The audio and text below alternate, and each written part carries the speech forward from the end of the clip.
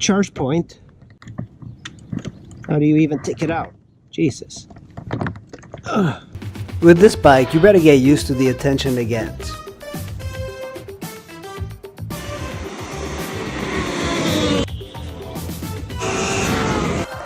Today we're going to be riding this thing. This is a very special motorcycle. If you don't know much about these, this is a Zero Electric motorcycle, fully electric. This is the DSR version, so this is the top of the line. And this one's got the top speed and speed of a regular motorcycle. So really, this is a very fast bike.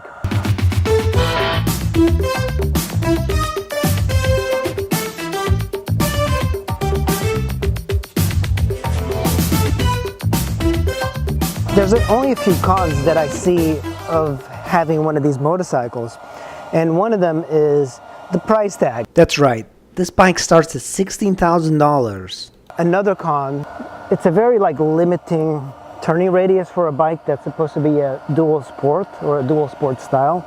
Normally you can turn the handlebar just a little bit more. This is the most limited turning radius I've ever seen on a motorcycle. Now, one of the things that once you ride this motorcycle, you realize that this bike, even though it looks very small and kind of nimble, it is very, very heavy.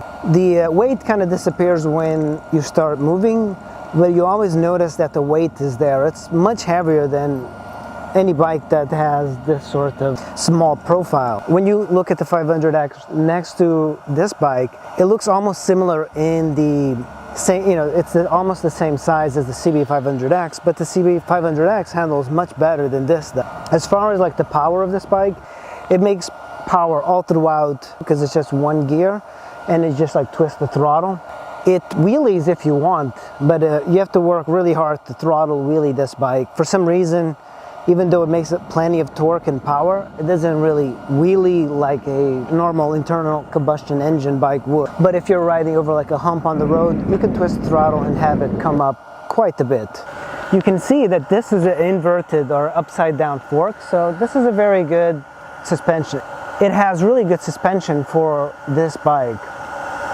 It's got a very large diameter brake caliper, and this seems to be really good for braking. Also keep in mind that you have regen braking, so that really helps you out. You might not even use the brake pads very much.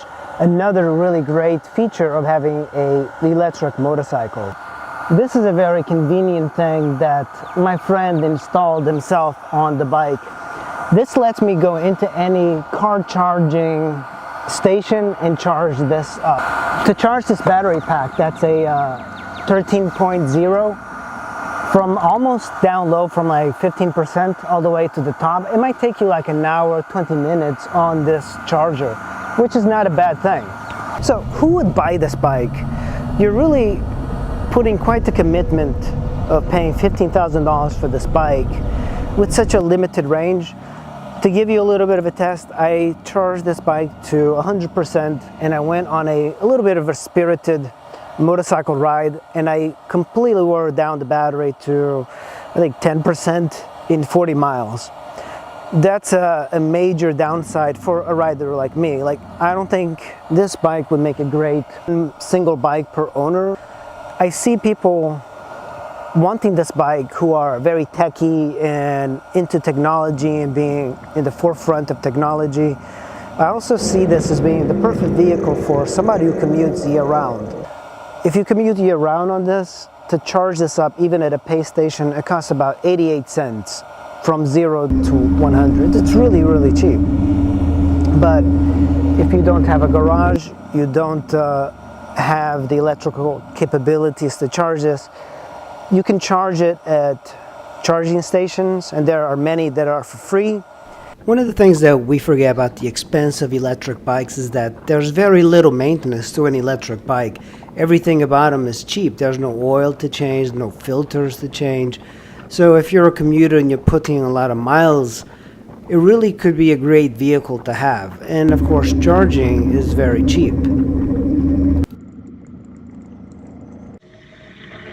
This is my first experience riding an electric bike for any extended period of time. And the first thing that you're going to encounter is the range anxiety. It really depends how aggressive you are riding. On the highway, I don't think you're going to be desperate to charge it.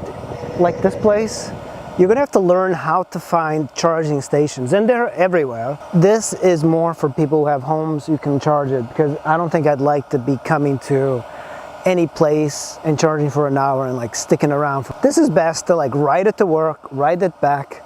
You have a point A, point B on your commute. You know exactly where you're going. You know where the charging stations are. You know that you can charge when you get home. You know you can charge when you get to work. If you have that sorted out, this is perfect. I would buy it if the price was just a little bit lower. One of the neat things is that Zero has an app that you can access and basically get the state of charge of the battery, how long it's going to take to charge. It gives you how many times you've charged your bike. Just a lot of neat information. And it has also one part that where you can modify a customized setting on your bike for riding. It'll let you set the regen braking, the top speed, all of these little things that make riding a little bit more fun. With all the technology that Zero implemented into this motorcycle, I find it odd that they still have keys. Why not just have a card or some other way of using the bike? It seems like so antiquated to have a key for an electric motorcycle. I think maybe I'm expecting too much, but I think Tesla has kind of set the high bar for electric vehicles. These bikes are extremely fun to ride.